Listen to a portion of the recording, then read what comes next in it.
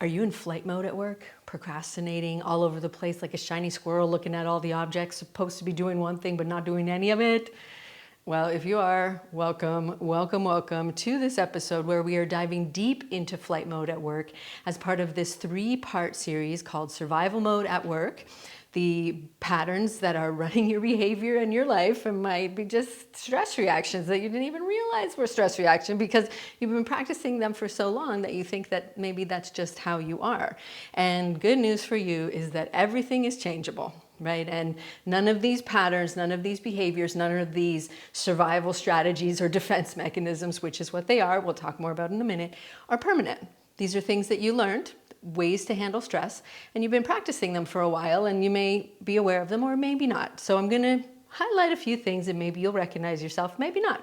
So this is the Movement, Mind, and Meaning podcast. Aloha, my name is Megan Nolan, I'm your host.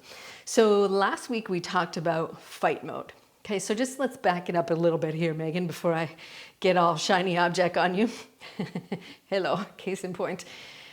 So we used to think that your nervous system had basically an on switch and an off switch, right? And the on switch being the stimulated sympathetic state of the nervous system that is often called fight or flight. Those are actually two different things. So you can't be in fight or flight. You are either in fight or flight, right? And so last week we were talking about fight mode. Fight mode is when we run towards the issue, right? We go into action and we are handling it, right? It's like throwing buckets of water on the fire if we see a fire versus running away from the fire if we are afraid, right? And so fight mode we talked about last week. Make sure to go back and listen to that. And that's all about the high performer pressure trap, the anxious overdrive, that go, go, go, go, go, trying constantly to take action, having control, delegation issues. So go back and listen to that if you haven't already, because that one goes deeper into fight mode. So today we're talking about flight mode. So this is another aspect of the sympathetic nervous system where we run away. We're in mobilization, like we're active, we're doing something, and we're either going towards the issue in fight mode or we're running away from it in flight mode. So this is where we see more behaviors like procrastination. Have you ever done this where you're like, well, I really should start, pulling together all the things for the project, and you're like, well, maybe I should go on Instagram and just get a little inspiration, and then maybe after I do that for a bit, I should go look for that old notebook where I'm pretty sure I made some notes, or maybe I'll just clean up the drawer, maybe I'll just go for a walk, and then all of a sudden you're like, oopsies, I did not do anything, but at the same time, when you were not doing the thing you're meant to do, say you were meant to work on a project, and instead of going towards the project and taking action on it, you're going in the opposite direction. But while you are taking that walk or whatever it is, you're like, shoot, I really should be doing something about this. Oh man, why am I not doing anything about the project? And so you're not actually resting or recovering or doing anything that would be otherwise productive. You're over there stressing about the project while you're avoiding doing the project. Anything about that familiar to you? Okay, so that's really procrastination. So this is the flight mode response. So typically, if we were running away from a situation, keep in mind your body reacts to situations and to perceived threats the same way as it would if there was an actual real threat in your environment or to your safety, as it does when there are loads of emails and you're like, oh my God, I don't want to deal with that. It's too much. I'm overwhelmed. So the wiring is the same, right? So this is the sympathetic response. So we have fight, we have flight, we have freeze. We're going to talk about that next week. And then the opposite to this is the parasympathetic nervous system. So this is the rest and digest. You probably remember that from, 7th grade biology. And so rest and digest is where we settle, where we're grounded, where our body comes back into healing mode, which is necessary for healing. So if we are in stress state, most of the time or all the time, we're not able to heal. We're not able to recover as quickly. Our immune function decreases. We're at risk for getting sick. We have sleep issues. We have digestive issues. We can be at risk for developing, pre-diabetes, other really serious, big health-related issues like high blood pressure, high cholesterol, cancer, like all of that is associated with stress. Okay, and so the more that we can become aware of how stress might be showing up for you, the more we can recognize it as a protective mechanism from your body, as a signal from your system that you are in a sympathetic state. You are dysregulated, okay? So when we are regulated is when we are in that parasympathetic state, where we are grounded, where you're centered, where you're able to rise to the challenge and then settle back down, where you're able to rest without collapsing. We want to be able to go up and down, right? Without these peaks and valleys. And so that's really what a resilient, regulated nervous system is. So what we're going to really look at is, okay, what does this mean, right? What does this mean as far as how you're showing up at work and stress levels and all of those things? And so think about it. Like, have you ever done that thing where you just grabbed your phone and you avoided looking at the emails or starting to do your taxes or calling your accountant or whatever it is?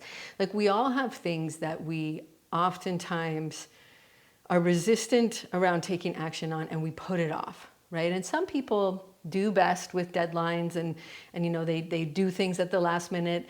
But the reality is that when we have this situation, what's happening in the workplace, right, that your nervous system is perceiving as stressful, like it's a big project or a long list of tasks that you've been given, or having a conversation with your coworker, whatever it is that we innately will default to these different survival strategies. And that's what these are, right? So fundamentally, we talked about sympathetic and parasympathetic.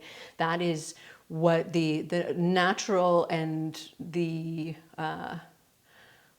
what is the word I'm looking for? The consistently across the board. I'm sure there's probably one word for that. Universal. There we go. The universal wiring of the nervous system is, right? And so that's where the Polyvagal Theory comes in and told us that, in fact, there's not just this on and off switch. There is fight, there's flight, there's freeze, there's fawn, there's rest and digest, there's stay and play. There's these hybrid states that have multiple pieces of these different aspects of your nervous system. So all of this wiring is built in for your survival, okay? For your survival.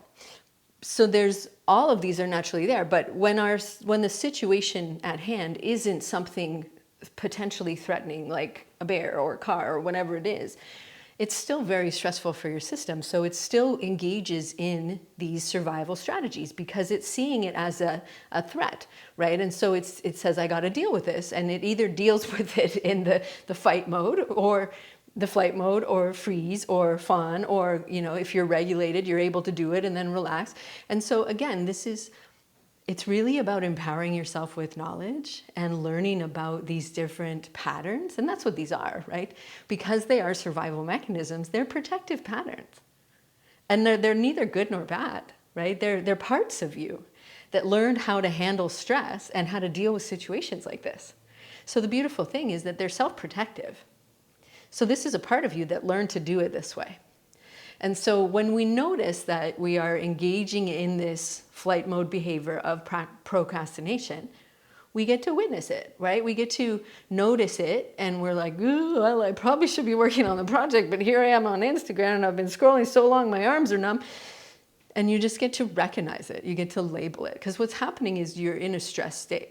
Right? And so notice it in your body. Feel how it feels in your body when you're like thinking about the project, but you're over on Instagram. Just notice how it feels in your body. What's happening is because you're in a stress state, you're active in your amygdala, which is the threat detection center, the fear center of the brain, survival center of the brain. And when we're in this stressed mode, you know what's not available to you? Well, the higher functioning CEO aspect of the brain, the prefrontal cortex. This is decision making, this is clarity, this is perspective, this is taking aligned action, this is moving from a place of integrity, this is staying in your leadership energy, grounded with calm authority, ready to handle it. That's not available when we are in a stress state. So when and if you notice yourself engaging in these behaviors of procrastination, okay, so, or the shiny object syndrome, which I like to call the shiny squirrel, which is basically bing-bonging all over the place, like ping pong at the ping pong world championships. And you're like, but what about this? And maybe this, and maybe It's like chickens. And I'm sure you've heard chickens on this podcast. There's so many in the backyard. If you ever hear weird sounds, that's what it is. I live in Maui and there's chickens and roosters. Anyways, they're really lovely animals, but they're not particularly smart. And they just kind of all over the place. Okay, so shiny object syndrome or procrastination. So if you notice yourself engaging in these behaviors, this is your body engaging in flight mode. It's an avoidant behavior. You're mobilized and you're in action. You're doing something, but it's not necessarily the most productive forward momentum building action that you could be taking, right? So we want to just notice it. Notice the emotion, notice the sensations in your body, notice what you're feeling when you are ping-ponging all over the place like a shiny squirrel. Notice that feeling, and for me it feels like, woo, kind of like tightly wound, I don't know, like tennis balls in the dryer sort of feeling. And so we want to notice that as a signal. Because what you may not realize is that these behaviors, these protective patterns that you now know are learned behaviors that you now know are survival strategies because you're encountering stress, are ones that you can shift, right? Because they're learned behaviors, but that comes through non-judgmental self-awareness. And it's really a practice in being present with what's happening. The kicker is, here's the kicker, lean in, that a lot of times because you've practiced these behaviors so much for potentially decades, no judgment, no shade, that a lot of times they happen without you even realizing it. Meaning they operate below the level of your conscious awareness. But now you know they're there. So you can start to look for them, right? It's like we're shining a flashlight into a dark room because you know you dropped your keys in there and you're like, where are my keys? I need to turn on the flashlight. And you're shining a flashlight into the dark room. And now you're shedding a little light on what might be happening when you are dealing with these patterns, right? And so again, they're not bad. They're defense mechanisms. They are literally your body's way of protecting you and keeping you, quote unquote, alive and handling this stressful situation. So what do we do, right? What do? We notice these behaviors and we can label them, right? Oh, I'm procrastinating again. Oh, I'm a shiny squirrel again. And what's happening there is whenever you label something, whenever you name something, that actually shifts the brain activity back to the prefrontal cortex. So you become present, right? It's more of a grounding tool so that you can label it. You can label it, you can name it. Okay, so this is where you get to notice the feelings, notice the overwhelm, notice that tennis ball in the washing machine sort of feeling and inside your body, or however it presents to you. And then we want to use the power pause method, right? So you may or may not know, I have created the power pause method, which is really, really empowering you with tools to use in real time to reduce your stress and increase your energy. And that's what's really happening here, right? Is so when we recognize these patterns as such, right? Survival strategies, they're not bad. They're a part of you that has this practice, this behavior, and sometimes if they are, well celebrated things, like being a high performer, like being a really driven action taker, these are sometimes things that we associate with and we claim as like, yeah, but I'm really driven. I'm a high performer. And so the thing is that those might be on the quote unquote, rewarded good side of the fence, if you will. I don't know where the fence came from, but the office, I guess that would make more sense. Whereas on the other side, behaviors like procrastination and shiny object syndrome might be labeled problematic, right? And so I don't want you to make these behaviors wrong in any way. They're not wrong.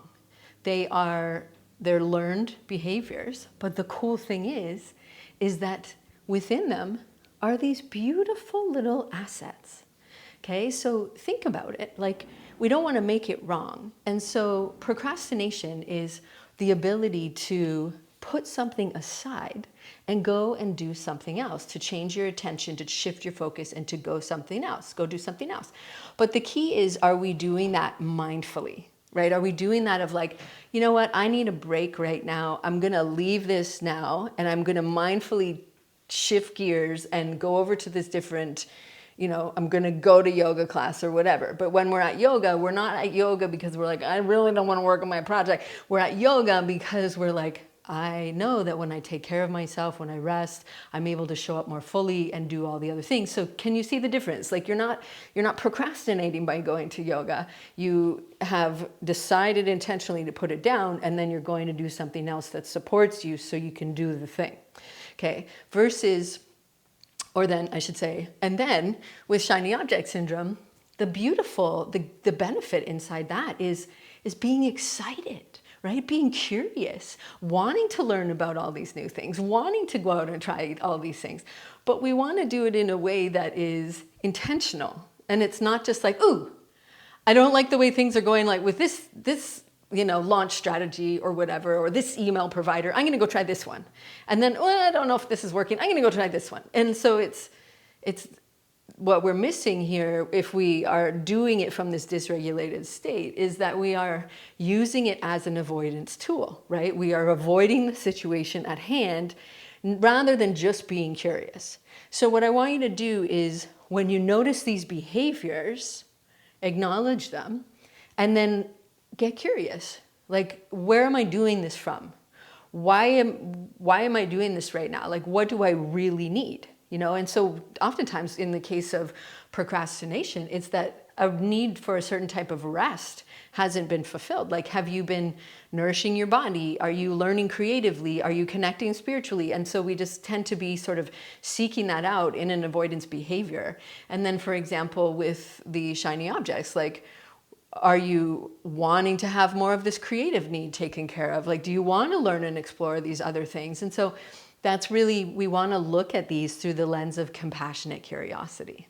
So those are the two foundational components of the Power Pause method, is to really look through this lens of the heart, if you will, through this lens of tenderness and self-compassion and curiosity. So looking through the lens of compassionate curiosity, and then non-judgmental self-awareness. Because the thing is that the natural wiring, going back to our universal wiring, is that we all have what is called the negativity bias. And that is the brain's hardwired survival mechanism to look for faults, flaws, and problems. And so naturally, we're going to look at things through that lens. Like, if you notice that, I'm a bit of a shiny squirrel, Megan. And then your brain might be like, well, imagine how much time you've wasted doing that. Like, wow, that's kind of lame. Or, and so just witness it, because we don't want to judge ourselves for judging ourselves. Hello, that is not the outcome of the Power Pause, right? It's really about, what are we going to take from this, right? How are you going to cultivate this higher level of self-awareness, emotional intelligence, the ability to stay in control in a situation, recognition of these patterns, looking at how stress is showing up. And although it might be not as obvious as like, "Rawr, I'm really mad," and like punching or whatever, or running from a scenario, this is stress. This is how stress is presenting in our modern day and in our workplace. And so what we want to do, let's go back to the Power Pause method here, is that the first step is to really just recognize, right? Recognize these behaviors. You might feel uncommitted. You might feel distractible. You might feel flaky. You might feel overwhelmed. Like it might be, or you may notice these in other people. And that's the other thing to be aware of, is that when you start to learn about these different patterns, you might be like, oh, well, that person does that a lot. No. Rein it in there, mind. And we want to just label these as the mind. This is my mind doing what minds do, and it is attempting to protect itself. Okay, so we want to start with step one of the Power Pause method, is to feel the feels, right? And the feelings are the intellectual interpretation of the felt sense, the emotion in our body right? In the way that it shows up.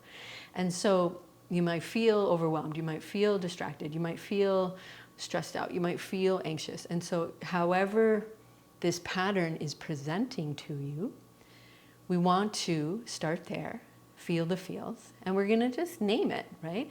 And as you develop this languaging around your feelings, which BT-dub is an art and a skill and something that not many of us were taught. Like, we're familiar with our core feelings. Well, I'm pissed off. Well, I'm sad. Well, I'm overwhelmed. And so we want to just start to expand the repertoire. Learn the language of your body, right? I don't know about you, but I love learning. And so I was listening to something the other day, and he was talking about how the language that we have around feelings is rather limited. And so it's really important for us to get curious about this. So feel the feels, right? Label it. I'm kind of hungry. Maybe I'm feeling a little bit worried, whatever it is. Okay. So when we shift to that level of non-judgmental self-awareness and we name it, then we're shifting brain activity. We are shifting brain activity. And so when the amygdala is not triggered, it reduces the signaling of the sympathetic system. So it's reducing the levels of adrenaline and cortisol, because it's like, well, actually we're slowing down here. We're thinking about something, because we're not in full outright survival mode anymore if you're not fully engaged in that behavior. Right? Something has shifted, right? Because what you've done when you start to feel the feelings and notice it, you're bringing activity out of the brain and into the body. And the information that comes from the body is much more prevalent than the information that comes from the head down. So what we're doing here is we're shifting your awareness into your body and to experience what you're noticing in the moment, okay? So that's feel the feels. So when we do the second step, which is take a power pause, we're using your body to get grounded, to orient yourself to the space around you, and slow things down so that you shift out of that dysregulated stress state into a regulated state in your nervous system. So power pauses, literally little mindful moments that decrease your stress and increase your energy, like that, very quickly. You can do them. Let's do one now. Let's do them now. So when we have that, the flight mode, you might feel kind of this excess of this nervous energy of like, well, what about this? Maybe I should do this. I don't know. That's kind of that shiny object, right? Or I need to go do something else because I really don't want to do that. Then we just want to really shift gears. So we feel the feels, we take a power pause. So we can do a 2-part inhale.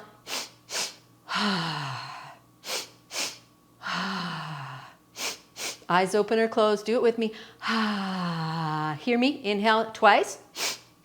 Exhale. Make a sound. Make it deep.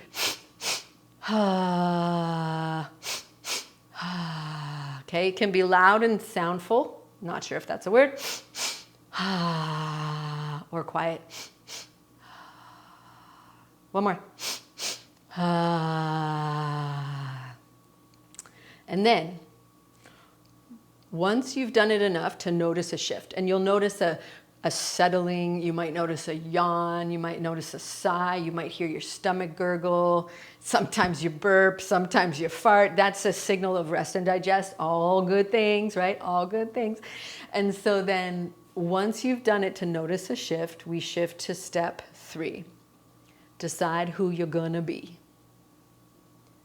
When you are in this regulated state, you access the higher wisdom within you, innately within you. You want to call it your soul, your future self, your higher self, your prefrontal cortex. I don't know what you want to call it. You can call it whatever you want, but it is the truth of who you are. So you're back online as your true self. And your true self knows how you should handle the situation in the way that is the most supportive to your vision, to your goals, to who you are, to how you want to live, to your values. Your true self has that all on record, on file, on lock. And it's like wants to educate you, it wants to guide you, but its voice is a little bit more subtle than the loud, obnoxious, critical, nasty dialogue of the mind, which incessantly chatters along and is saying stuff like, you don't need to do it now. Go do that. Why don't you go learn 800 AI tools instead of blah, blah, blah, blah, blah. No, so the true self has the wisdom, but we need to go deeper below the noise of the mind to the wisdom within. And so when you are tuned into true self, when you've noticed the patterns of the mind, oh, there's my mind again, trying to get me to procrastinate. Thank you, mind. Here's what I'm going to do. I'm going to take a power pause. You're going to get back online as your true self. And then you're going to say, who am I going back into the day as? You get to decide who you're going to be. That's your level of agency.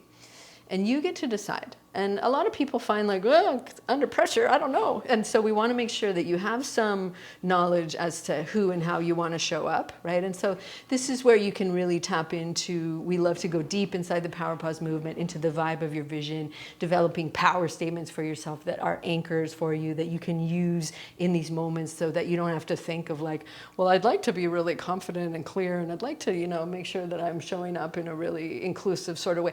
Like not letting the mind, create too much of a story around it, but we use this energy to drop in. And so you can finish your power pause and say to yourself, feel to yourself, I am a purposeful powerhouse. Feel free to use that. It's really powerful. That's what we are inside the power pause movement, okay? So you can just say to yourself, I am a purposeful powerhouse. And more important than the declaration, whether it's out loud or in your head, is the experience of it emotionally, because that is the language of your nervous system, okay? And when you're in that state, that's the frequency that you're emitting from your heart, because you're feeling it in your heart. And this is your electromagnetic field, your aura, however you want to call it. You want to go science, you want to go spirituality, they're saying the same thing. It's the frequency emitted by you, by your nervous system, because it's always picking up on information as well as sending it out. So you've decided how you're going to go back into the day, grounded, centered, powerful, anchored in your awareness, in your compassion, in your love, in your aloha, like whatever it is for you, and you go from there. And from there, you'll know, like, you know what, I want to work on that project, but I'm really tired and my body hurts, and maybe I do need to go to yoga, or maybe I'm going to do 30 minutes on the project and then go to yoga. Like it's, you make empowered decisions here because we're not in the stress state. We have brought the prefrontal cortex back online. It's able to make these empowered, informed decisions. And so that you are now regulated, and then you are acting from that place, and you have access to all of these tools. You have access to all of these little nuggets and benefits that are inside these patterns, but you're using them in a much different, intentionally present way. Okay? So that's what we want to do when we notice these patterns, is feel the feels, take a power pause, decide who to be. And it really is coming from that place. And once you've decided who you want to be, you could ask yourself, okay, what is the aligned next step? What is in my highest good to do right now? And so that's really it's moment to moment. The reality is, I wish we could just like take a power pause and update the whole system completely forever. Do I? I don't know. No, I don't. That'd be kind of boring, because what if you pick the wrong thing? Anyways, what I'm saying is that this is an ongoing practice, and we get to come from this place of growth mindset and a willingness to continue to explore, and the effects of these power pauses. And every time you notice this, and every time you give yourself that witnessing presence of, oh, there's my mind doing the thing again, and not getting annoyed, not getting judgmental, not getting critical about it, then we're doing this deep level of healing. You're tending to that part of you that learned that behavior that maybe is an outdated behavior that you're not so down with anymore, and you're like, I want to do it a different way now. But it's that willingness to witness it. That's the compassionate curiosity, not making it wrong, just really holding it, holding space for it. And in that doing so, we allow it to move, right? It diffuses. You'll notice that, because we when we start to feel these feelings and then we go into the mind and we start to interpret them, we start to create these stories, that's when they're lasting. That's when sustained stress turns into chronic stress, and that's where we set the stage for all of these potential health issues and productivity, performance issues, et cetera, et cetera. And so it's a practice of self-awareness and a willingness to be curious and to continue to learn and grow. And so that is what I wanted to share with you about flight mode. And next week, we're going into freeze mode. So freeze is, rather than going into action, right? So fight and flight were mobilization modes, right? We're either running away from the situation, we're running head on into it, taking action, doing whatever. Freeze mode is a different aspect called the dorsal vagal shutdown. And so this is immobilization. So what happens is we're operating in a zone of regulation, and then we get triggered or it gets too much and we go into go mode and we keep going, and then either the situation resolves and we can navigate back down and we come back into this nice ventral vagal regulated state. But if it's too much, too long, or we can't handle it, and that's the next natural step, is the body's like, I can't do anything, I can't do it, and that's shut down. So we have an immobilization. So in survival mechanism, in survival terms out in the wild, this is when an animal would play dead. If the bunny's been chased by the coyote and the coyote just wants to play and the bunny's like, and goes limp, then it may not be as interested, right? And so our bodies do the same thing. And so next week we're talking about people pleasing and overthinking. I know. And again, come back, because, you might be like, yeah, no, I'm shiny squirrel all the way. You might be a people pleaser as well, too. Okay, so that one is actually typically a little bit of more of a fawn state, but it kind of is a little bit of a blurry line. So the fawn is that, oh, but how can I help you? What can I do? And so that's also dorsal vagal. And so anyways, not to overwhelm you with the technical terms, but just to really know that these are normal things. And they are things that we can change thanks to the plasticity of your nervous system, meaning that you can change it. So I'd love to have you back next week. We're going deep into freeze mode. I'd love to share that with you. And so if you're noticing some of these things, both maybe in yourself or in your team, and you want to take a little closer look at like how stress might be presenting in your workplace, or if this is the case and you've noticed these behaviors for a while, this is really what sets the stage for chronic stress and therefore burnout. So I have a free quiz, the Burnout Risk and Resilience Quiz, to share with you. It will be in the show notes. Would love for you to take a look at it and get a sense for where you're at or your team is at, and also some solutions that might help you moving forward. So thank you again. Until next time, thank you for showing up and learning and growing and really doing such beautiful work in the world and being part of this beautiful community. I look forward to talking to you soon. Take good care.